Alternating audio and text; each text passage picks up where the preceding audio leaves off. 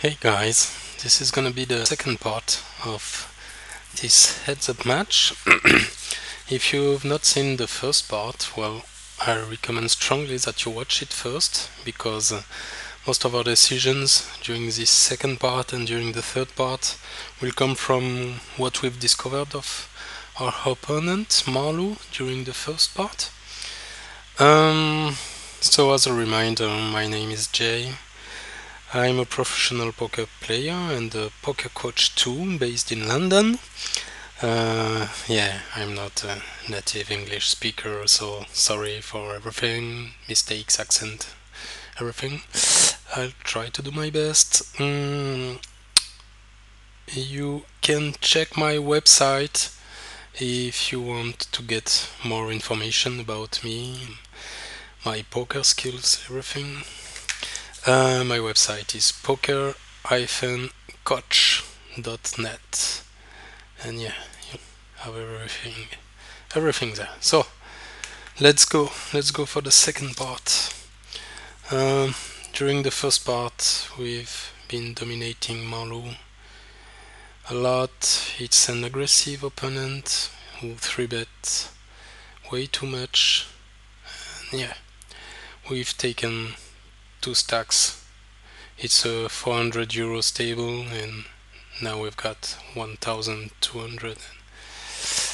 Yeah, it's his money, so I say that because this means that Marlu is gonna be tilting quite a lot. Yeah, I think he's gonna spew. He's gonna spew soon, I guess. So yeah, the main link of this opponent is his 3-bet range. He 3-bets something like 50% of his hand, so we're gonna exploit this link first. I've got 5s here. I defend by calling before the flop. Now I get a bad draw, but well, I check and call. Now I get another draw, but both draws are bad. I mean, if I hit the flush, it's a bad flush, and he could have a better flush. So what should I do? Bet, check call, check fold. No idea. If I hit the straight on the previous board, it's the same thing. It would be the lower straight, so better to check fold at the turn. Here we've got nothing. We bet because maybe he's got nothing. It's the best way to play our hand, bet and abandon. Because if we check back, then we're gonna lose for sure. Pair of eights. We open min raise as we've been doing since the beginning of the match. Opening all our hands, but only min raising it in order not to lose too much. Here I defend king jack. I call. On the flop, on such a dry board 7-7-6, there's no reason to think that we're beat at this point, because we've seen that our opponent is well, he c-bets. He c-bets, I think, 70% of the flops. I guess we're gonna check his statistics during the hand, so we're gonna see that. But as far as I can remember, he c-bets, yeah, a lot. So here there's no reason to think that he's got a 7 or a 6. It's not because he bets that this means that he's got something. He could have 8-9, he could have 5-4, and those are only the hands that hit the flop. Well, he's got a draw if he's got those hands, but we've got a better hand if he's got those hands. And we've seen that our opponent c-bets with everything. He can c-bet with queen 3, ace deuce, everything, then jack, everything. So we check and call.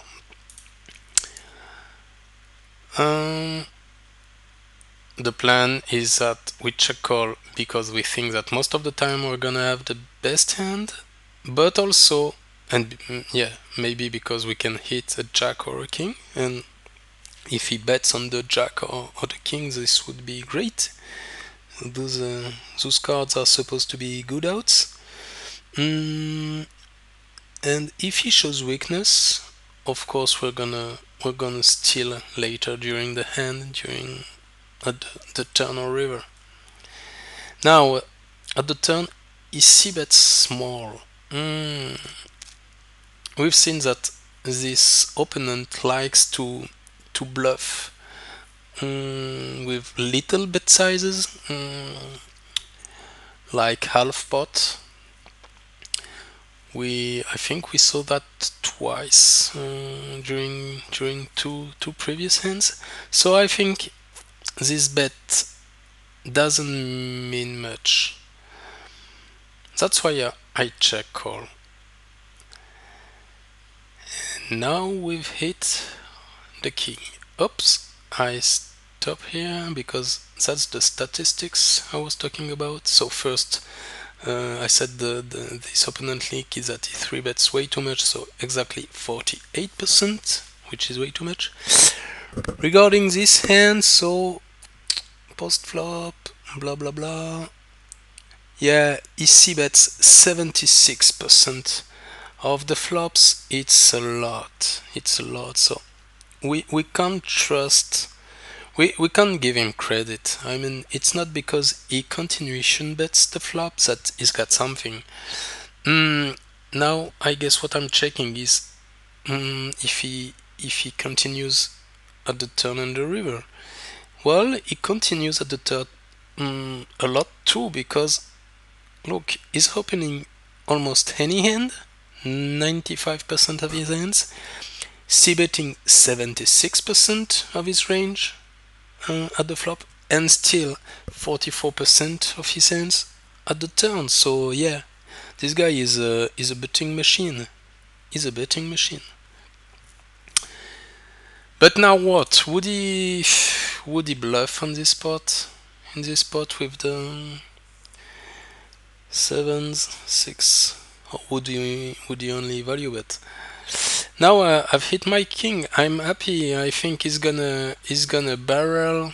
I think he's gonna 3-barrel to let me fold something, to make me fold something like a pair of 8s, pair of 9s, which is what I represent here, or maybe even ace high. He has seen us check calling some flops with ace high, so he might think we've got ace high, and I expect him to bet something like, even, I mean, either something like half pot, because we've seen him bluff several times, betting half pot, or maybe something like 70% of the flop, of the pot, sorry. But what? He's overbetting it. Yeah, that's I didn't expect that. That's something new. I'm pretty confused here because, well, I think I mean, until the turn, if I check call both the flop and the turn, it's because I think I'm ahead and I want a king or a jack to come. Well, first I think I'm ahead, so any cards that come, I think I'm ahead and I'm ready to check call. But moreover, I want a king or a jack to come so that he can barrel and represent it. And yeah, I thought that would be he would think that this would be scare cards, and so he would barrel it. But I didn't expect him to overbet the flop. So I'm pretty confused. The plan was to check call whatever the card, and moreover, if it's a king or a jack, it's good reason. But yeah, I didn't know if I was ready to fold, and now I've used my time bank, as you can see, and the main um, thought was, and that's what you've got to think about, is this opponent um, able to bluff in such a spot? And first I thought, no, it's not a spot where you can bluff. I mean, no. I've check called twice. It's very possible that I've got either a 7 or a 6. So it doesn't look like a very good spot to bluff. But now, when you say that, if people think that it's not a good spot to bluff, then it's a good spot to bluff. Because if people think at the first level they will fold, then it becomes a good spot to bluff. Moreover, something else that finally let me imagine that a call could be good. Um, I think he would only overbet a 7. He would be scared to death to overbet a 6 and to see me check raise him all in. I mean, what should he do in this spot? At this stage of the game, I think he would. I don't think he would be able to lay down a full house if he had a 6. So I think he would be very, very, very scared to see me check raising him if he had a 6. So he's only representing a 7, but would a 7 only bet 40% of the pot at the turn? I mean, if I've got a 7, if I'm in his shoes at the turn, and I've got a 7, and I saw my opponent check call the turn, then I really hope he's got a 6, and I'm ready to barrel and bet big, because I want my opponent to call me with the 6, because nobody folds a full house. So yeah, he's only representing a 6 here, and a 6 or nothing, but we saw that his range was pretty wide, so I called and he had nothing, absolutely nothing. So this guy likes to barrel with nothing, and we like that. We like opponents that barrel with no equity. And yeah, I wrote, yeah, ouch, I think this hand is gonna hurt him. I think he has started to, he feels bad for 20 or 30 minutes now, because the game is suffering, I mean. So now I've got to, I have to continue, and well, heads up match, it's like that. So king 10, I bet he 3 bets, as he does with half his hands. He 3 bets, so I defend. I flop second pair. He c bets, I call. The turn he could c bet his draws and his and his made ends, of course. There are many draws on the flop. Queen Jack, Jack 10, hearts. There are still many draws on the turn, the same, plus the clubs now. But so that would be good reasons to opt for a call. But I've just shown to my opponent that I can call him down with pretty much nothing. So as yeah, I said earlier during the the first video that I suspect my opponent is a first level thinker. He thinks first level. And if he thinks first level, yeah, he thinks I'm a calling station. He thinks I'm gonna calling down every hand as I just did earlier. So I think that's the good. I was almost calling, but I think it's a fold. I think he wants me to call him, so I fold. Maybe I'm wrong, but well.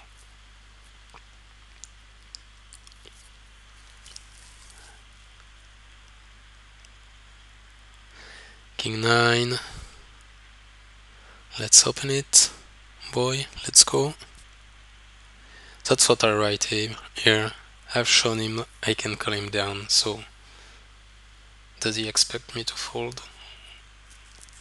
No, I think he expected me to call, so I fold. Have king eye, got some showdown value, but yeah, let's check it back. He's got jack, defense jack 8, with, yeah, a call before the flop. He opens 4 big blinds, yeah, that's the first time I think. And we had taken a note, questioning ourselves if this opponent is not opening, well, if the opening amount doesn't reflect his hand strength. So we still don't know, but we've got to think about that. Ace 9, open min raise. I'm gonna defend it for sure.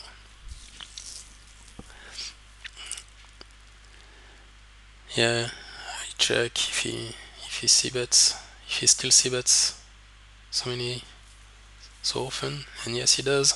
So that's a dry board, so I call. The turn doesn't change too much, so I call. And the queen, I think, is a perfect scared card for him to 3-barrel to let me think he's got a queen. And yeah, to 3-barrel all his draws he could have got at the turn, all his spade draws, the 8-7, well, any draw he could have. Ace 2, well, if he's got ace 2 we split now, but oh no, sorry, if he's got ace 2 I take the I win the end. So I think this card would let him think that he can bluff and barrel as he did with the king on the 7-7-6-6 king flop board, sorry, earlier. So I called ace high, but no, he was value betting thin with pair of sevens. So that's something we've got to note, that is value betting thin, because my range on this spot, on the earlier spot, on the previous spot, my range was pretty strong. I could have something like 10s, jacks, so on, and of course I would have called him at the river. So we had shown him during the first video. I'm gonna show you the board once again so that we can talk about what we're watching. We had shown him during the first part that we were calling before the flop, facing the 3-bet. We were calling with aces. We were not 4-betting with aces. So he could think, and maybe he should think, that our range here is pretty strong, and maybe sometime we're gonna have ace high, as it was the case now, but with sevens, the 3 bar earlier, yeah, I think is very thin against us, against me in this match. But well, he was right to do so during this hand. So 10-8, okay, we're gonna defend it, of course. We flop a gut shot. The jack gives us the straight. We're gonna check raise it.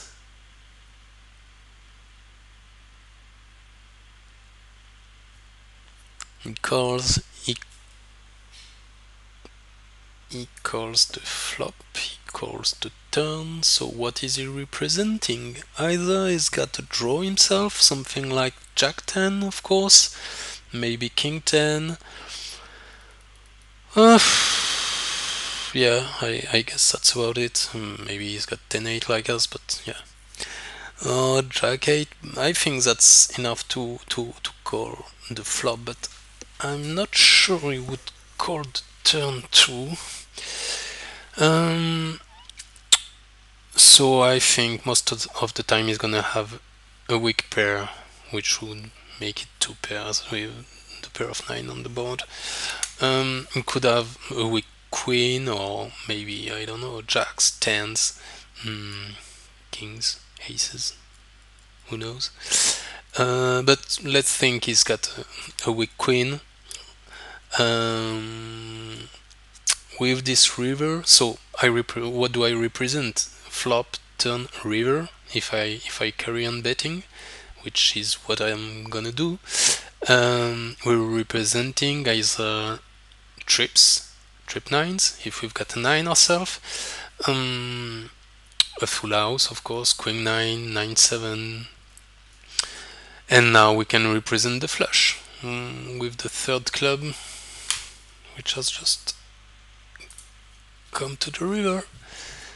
And so it's the perfect timing for an overbet, because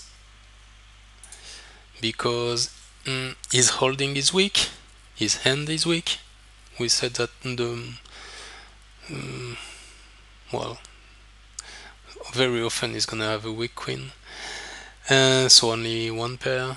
And now we can represent what we just said, but overbetting is necessary, because if we only bet something like half pot, or I think he's gonna call us, because he's a calling station, and he folds. Now the stacks are deeper than at the beginning of the game, and I should open a bit with a better bet size, a bigger bet size. Sorry, I'm still min raising, but I should open something like 2.5 blinds, or three blinds would be good too. We're playing. He's got 730. We're playing something like 175 big blinds. So we should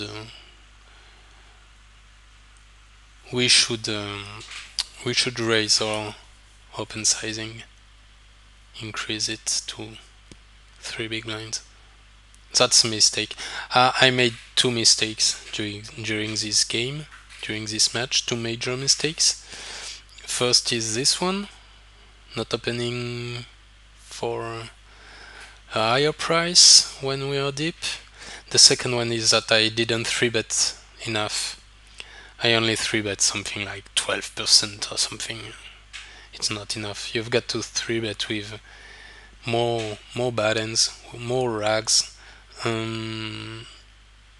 so that you can be paid when you've got a good hand. But well, this opponent was so easy to beat that I didn't need to go for crazy things, or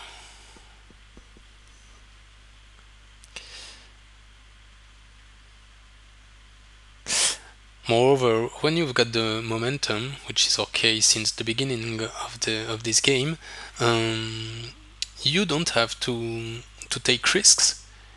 Your opponent has to take risks, and when you feel like he's gonna tilt, mm, you've got to pressure him, carry on pressuring him. I'm gonna pause here, but you've got to let him take risks, and you don't have to take unconsidered risks yourself when you've got the momentum. So here, he's 3-betting a lot. We've already said that. We've got Jack 9 offsuit. It's not a good hand, but well, I think he's gonna have nothing most of the time. So until now, and during the first video, and mainly during the first video, we've seen that in order to fight an opponent who's 3-betting too much, as this opponent does, there are several possibilities. The expert move is what we did with the Jack 7 offsuit at the beginning of the first video. The 4-betting light, 4-bets light, we did it with Ace 4, Ace 5. We did it three times, I think, during the first video. Slow plays with our premium hands. We did it with a pair of aces during the first video. And something that we did once, but it didn't succeed, and we're gonna do it once again here. It's the bluff raise, the flop bluff raise. So here the board is perfect for Queen 4 deuce. He's gonna 3-bet, and he's gonna c-bet, sorry, all his range here, because it's very unlikely that I've got anything. So we're gonna raise, and of course we've got no equity, but yeah, for this kind of play we don't need equity. What can he do? I mean, what can he do? He will only call us with a queen, probably re-raise us with a draw or a better hand than a queen. Even, yeah, I mean, most of the time he's gonna have nothing with his frequencies, with his 3-bet frequency, which is way too high, and his c-bet frequency, which is too high too. Ace Jack, the flop is not so good for us, so check fold. Well, I check back and fold the turn.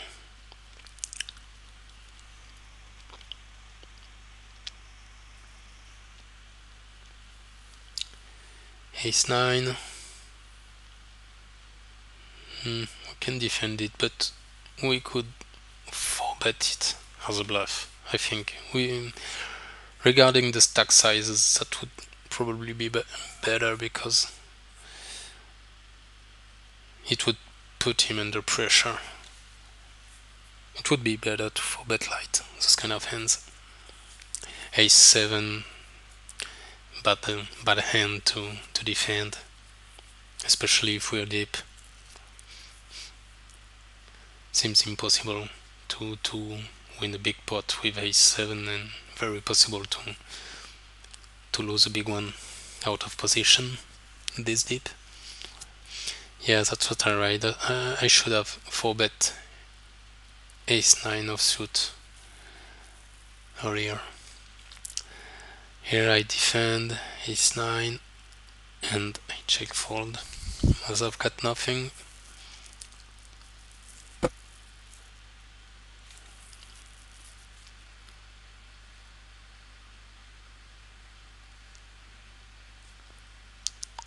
He's only defending 20% of his hands before the flop by calling. Most of the time he's 3-betting. I mean, yeah, exactly. The 3-bet is his play by default before the flop. He's 3-betting 45% of his hands. He's calling 20% of his hands, and so he's folding something like 35% of hands. It's a bit, well, he's got to be very good. He has to have a big edge against his opponent to be a winner with this kind of stats. And in our case, well, I think it's not the case. He doesn't have enough edge.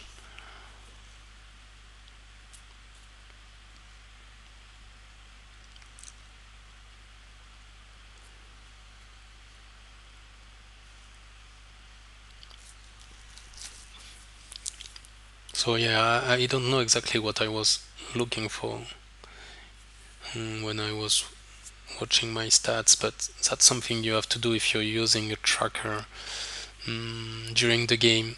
Just watch your opponent's stats, but watch yours too. Watch your stats too. Is he tightening his game? Yeah, that's what I'm wondering during the match, because he seems to open a little bit less, 3-bet a little bit less. Well, yeah, just a little bit less.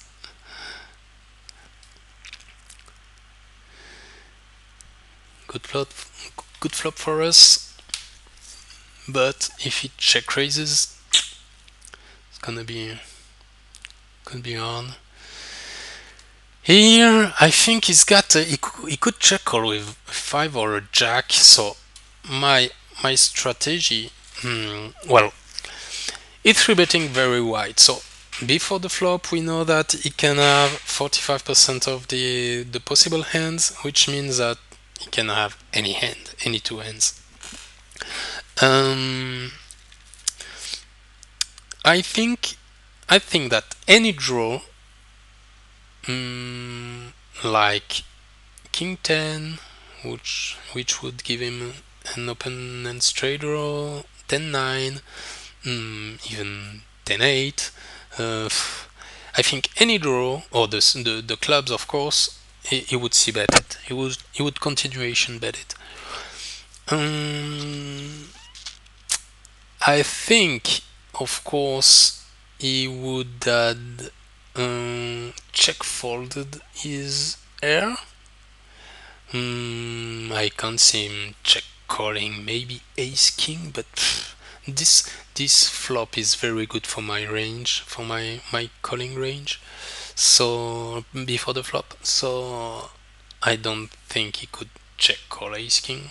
Well, at least I don't think that would be a good play. So at the flop, I think he's got either a 5, maybe a weak queen. He would check call for pot control, but most of the time he's gonna have a jack.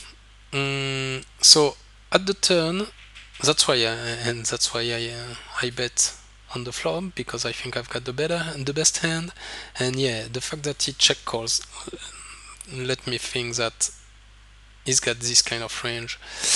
Now that the 5 comes on the turn, I think he might have a 5, as I said earlier. So I don't see any reason to bet, because if he's got a 5, I'm dead, and if he check raises me on the flop, on the turn, sorry, it's gonna be hard for me to lay down my hand, because he could turn most of his draws.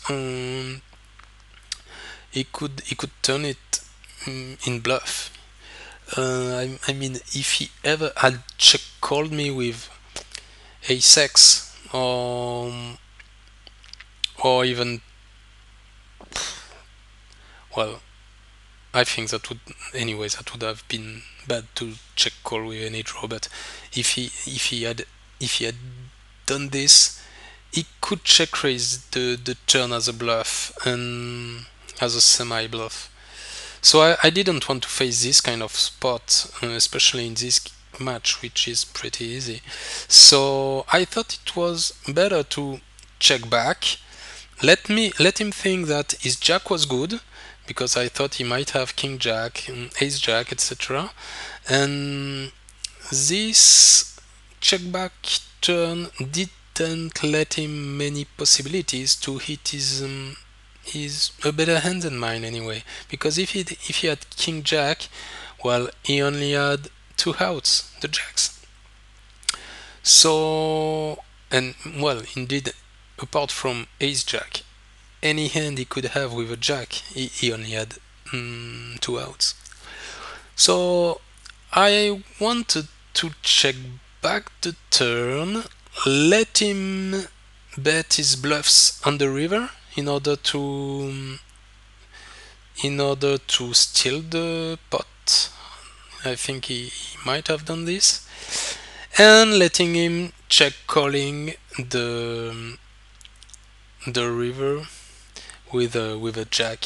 For example, if a 4, a deuce, a 7, an 8 had come, well, an 8 would have made the straight possible, but now that the turn comes a 5 and river, an ugly river, comes a jack, uh, now I don't want to bet because I really think he's got a jack.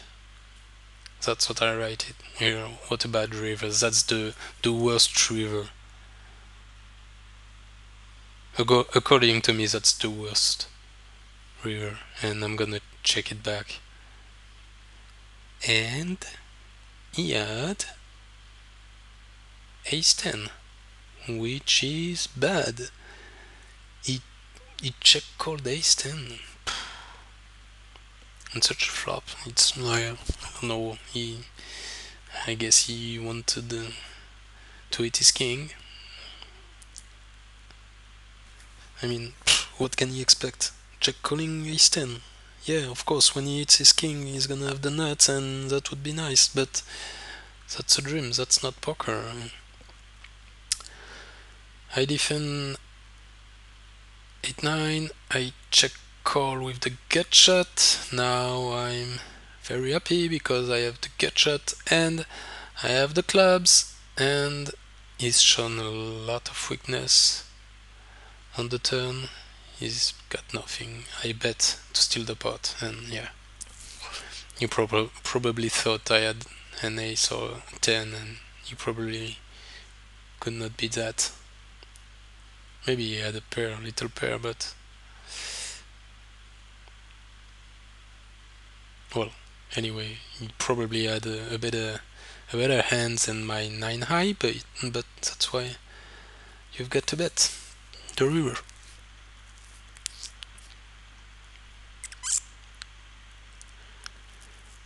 We carry on, opening almost any hand. Now the stacks are not that big. We're playing 150 blinds deep.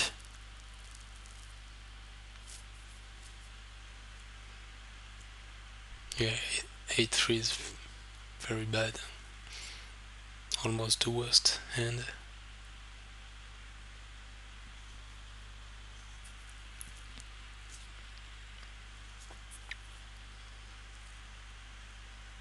But 7-3 is great. When it's suited, it's raised. I mean, when you're playing heads up in position, you've got a suited hand. Most of the time, it deserves an open raise.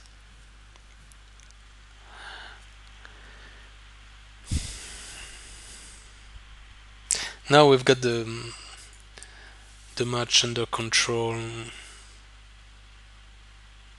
I mean, except an accident, we've got kings, he's got aces, and he doubles up. Except this kind of thing, facing this opponent, it's very safe. The game is very safe. So we only have to be patient. And I really think he's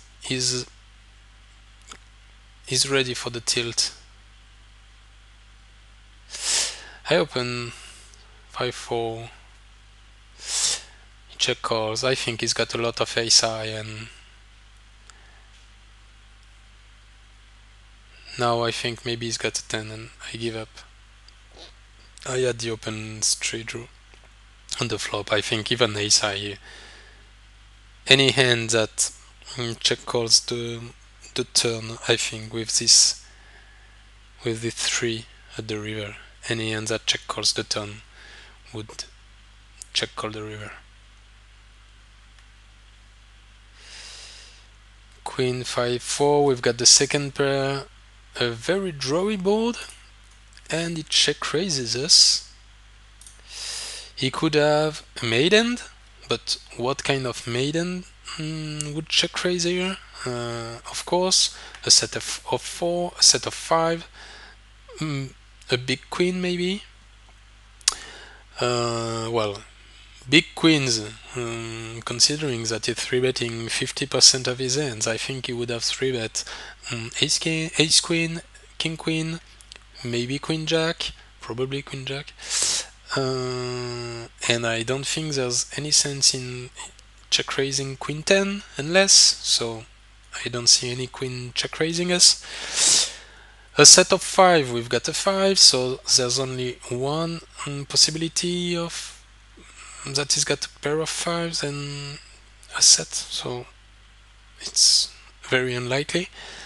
Now he could have a set of 4, but it's, well, it's possible. It's way more possible than a set of 5s, but it's only how many? 3 combinations, three possibilities. So now we can have a lot of draws. You can have ace 3, ace 2, 7 6, 8 7, any diamonds. Yeah, he could have a lot of hands, and he could even check raise us with air, with nothing, with king jack, king 10, ace 10. Well, maybe ace 10 you would have check called. So there's a lot of draw possibilities and not so much maidens. That's why I called. The turn I'm ready to call to, but now he checks, and I don't want to get another check raise with ace 10 of diamonds, for example, because it would be hard to call a second check raise now. So yeah, I think against this range I'm still good. He doesn't have too many outs, and I prefer to check back, but controlling. Now there's an ace, and it's a bad card, but it's a strange card. In fact, I write here that I'm unhappy with this river, but in fact, why is it a bad card? Because it could have check raised us with, we've said, with any flush draw, any nut flush draw, which would now give him the top pair.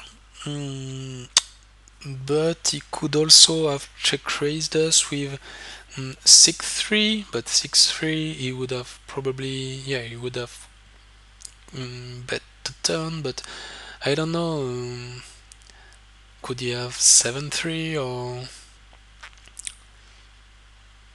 well, there's not so many threes in his range. But yeah, there are a few aces. Now on the other hand, this ace is a perfect scared card for him to bluff something like his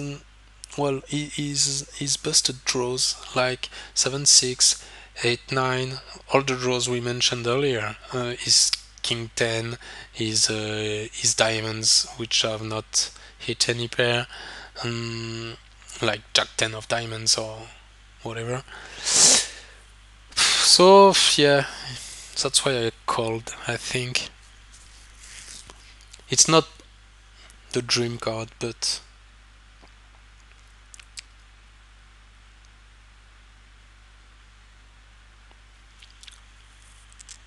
I think I end up calling. Yeah, and he's got ace 4, 2 pair, so he's check raised his bottom pair. Sometimes it's a good play. In this case against me, I think I've got some. I think I've shown I have some hand reading skills. I mean, I'm not complete fish, and I don't see any reason to check raise bottom pair on such a board. On this board, for example, check raising, why not? Check raising bottom pair if he had it. I mean, but on the previous board, no.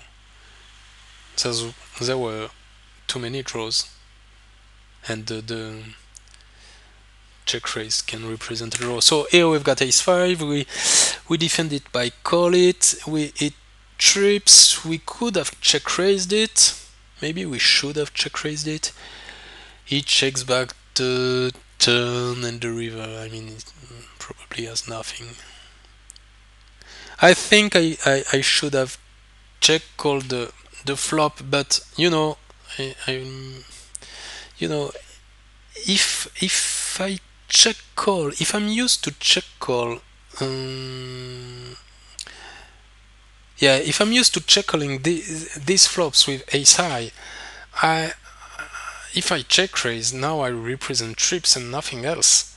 I mean I have not check raised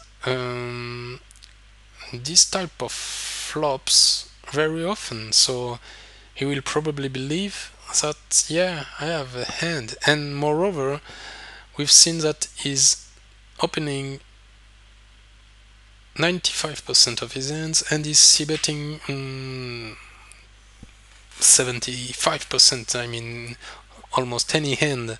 So on such a flop 9-5-5, most of the time he's gonna have nothing, and if I check raise he's gonna fold, and that's it for the hand. So I wanted to check call to let him hit something and check raise him on the turn. I check raise 3 deuce suited because I want to increase my 3-bet percentage. I said it earlier, I have not 3-bet enough during this match.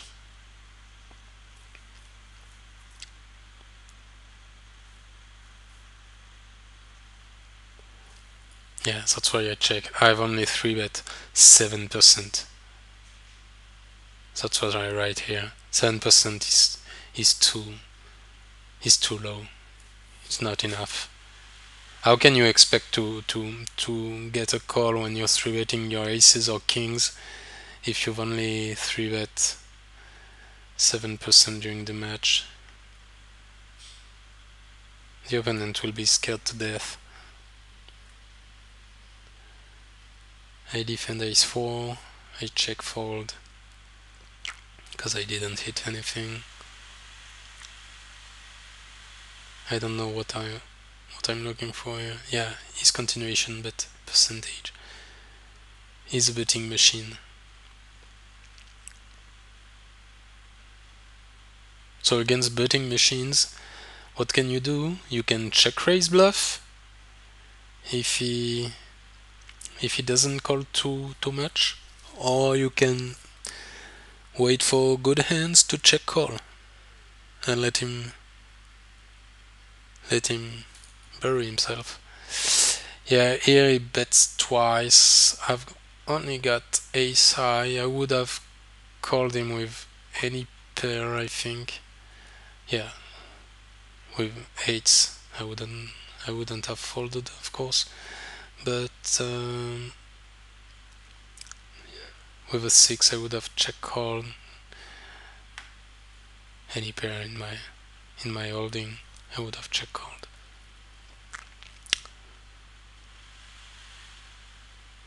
Now we're playing 200 big blinds deep, and I should open raise with a higher amount.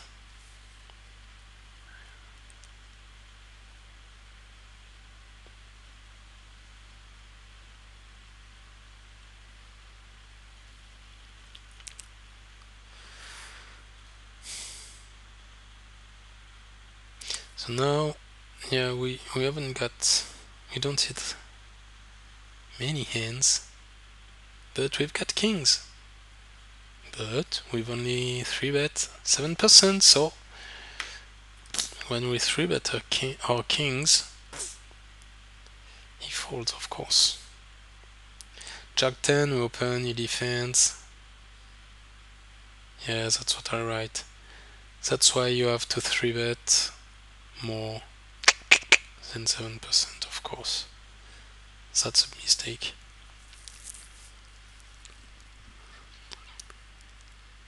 I see bet, but I've used, yeah.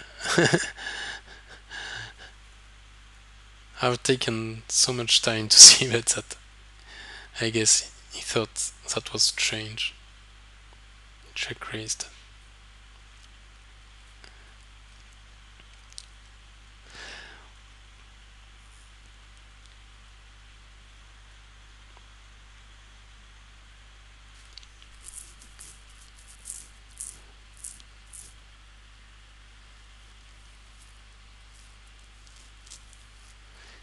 We don't have many good cards.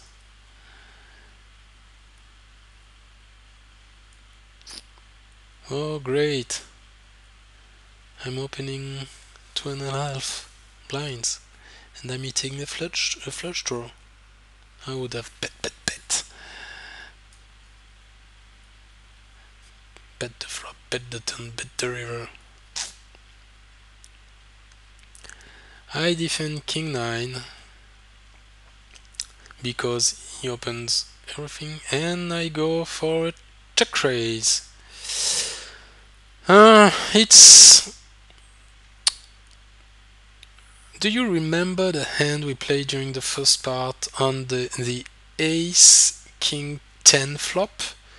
When we check raised him like this? It's yeah, it's the same kind of thought. First, we know that his range is weak. I mean, he's opening everything and he's c-betting almost everything. So he can have anything here. Second, even if he's got a good hand, something like aces, kings, whatever, another pair, or top pair, which would not be so strong here if he had a 6, ace 6, or...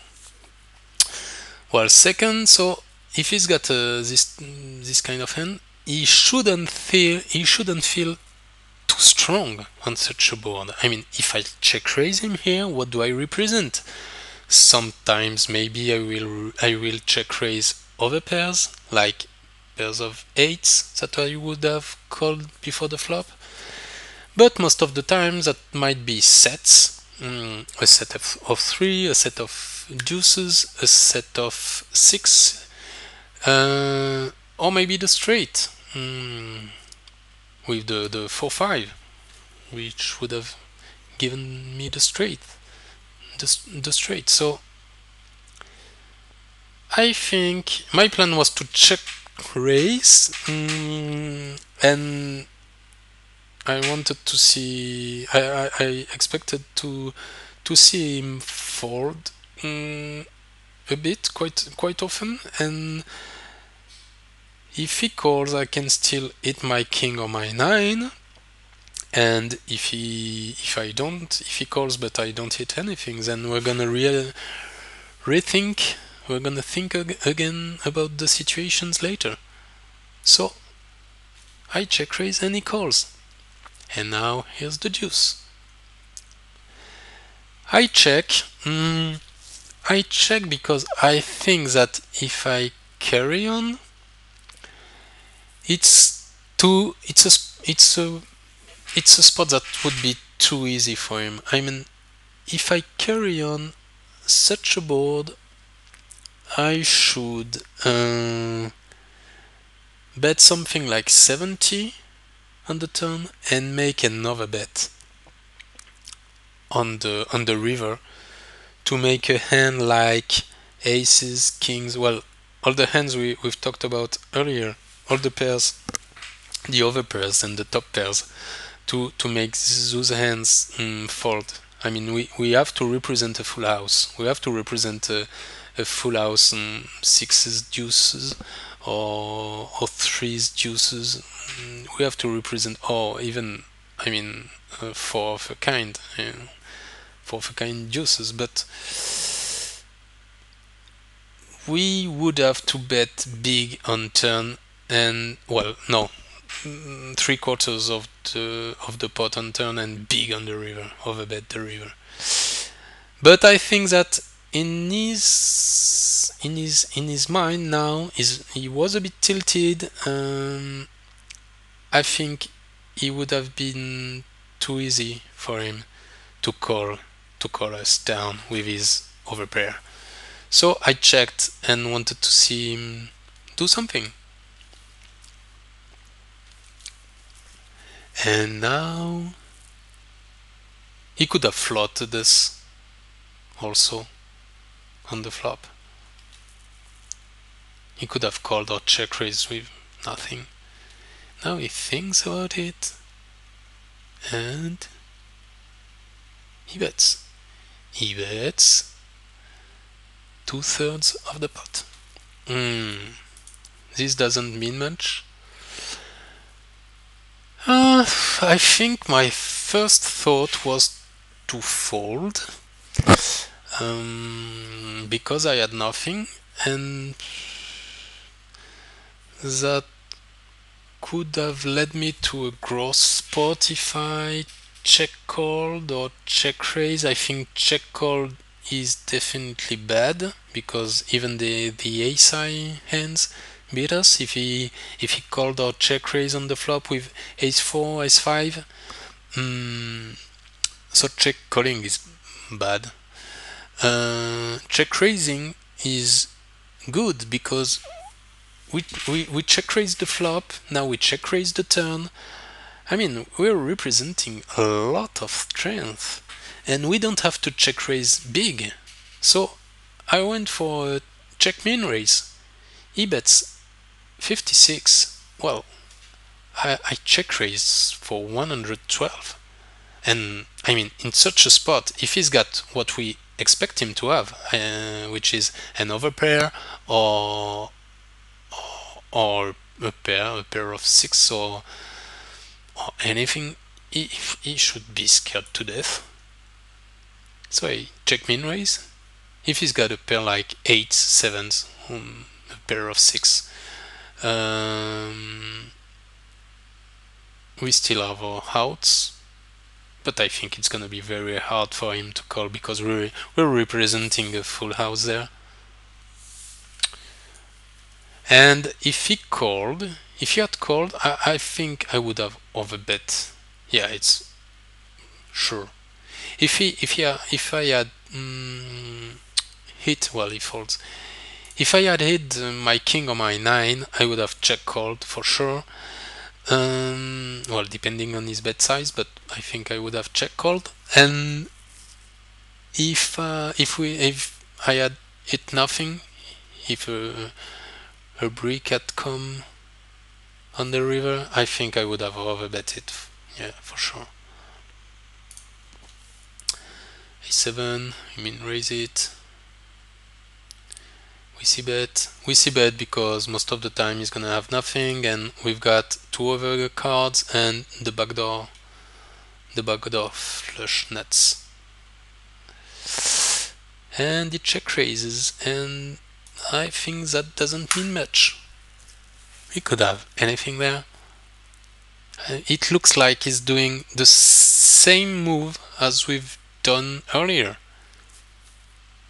So yeah, sometime my ace high is gonna be good, sometime I will be able to outplay him later during the end, and sometimes I will hit my draw. If a club had come to the turn and if he had continued his bettings, I would have raised him for sure. Well, I don't know. It depends on maybe I would have just called, but I think I would have raised him.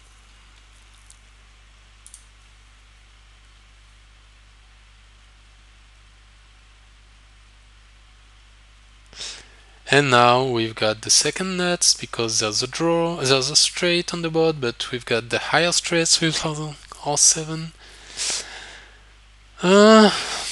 He's betting strong. He could definitely have 8-7, even if I really think he would have bet the turn. I can't see any reason not to bet the turn except to go for a check raise on the turn, but I don't know. I think he's tilted and he wants his money back, so I think he would have bet the turn. So he's betting strong. I think if I raise him and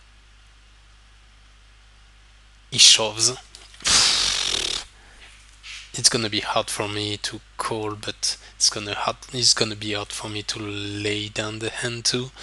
So I'm pretty happy calling his bet, because first, 90% of the time I'm gonna win.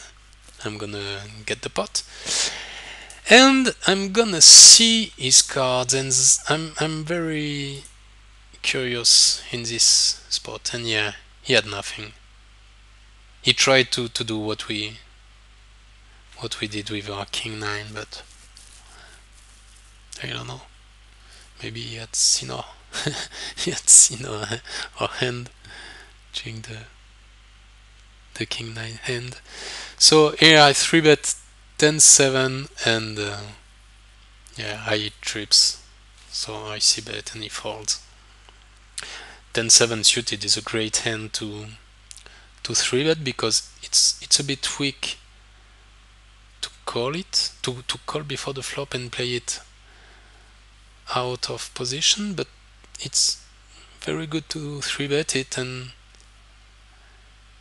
in order to polarize our range, our 3-betting range, that the polarization of our 3-betting hands is what I explained earlier. The fact that I can't only 3-bet with good hands, I have to 3-bet with bad hands too. I wrote that I want to hurt him. I'm gonna stop right now. This video. I just wrote in the chat that I wanted to hurt him. That's important. That's the meta game of the match, and it's very, very, very important during a heads-up match. You have to figure out what your opponent's state of mind is. I mean, what is he feeling? What is he feeling at the moment when you're playing him? Does he feel pain? Does he feel anger? Does he feel does he want his money back? Does he feel proud of himself because he's winning? Is he scared money? Does he want to spew? I mean, you've got to feel how he is, how he feels like himself. And yeah, I wrote that I wanted to hurt him because I thought that was the good moment for that. Is not far away from the tilt. It's very close to the tilt zone, and if you want to push a little bit him, to push him a little bit, you're gonna provoke the tilt, and that's why I wanted to do. And well, maybe that's what I'm going to succeed during the third part of this match. So well, thank you for being with me still, if you're still being with me. And if you've got any comment, any question, anything you want to know, to ask, or to say, well, see you on my website, which is poker-coach.net. If you want to contact me or get any more details about the coaching formula, well, you're welcome. See you guys. Good luck. Bye.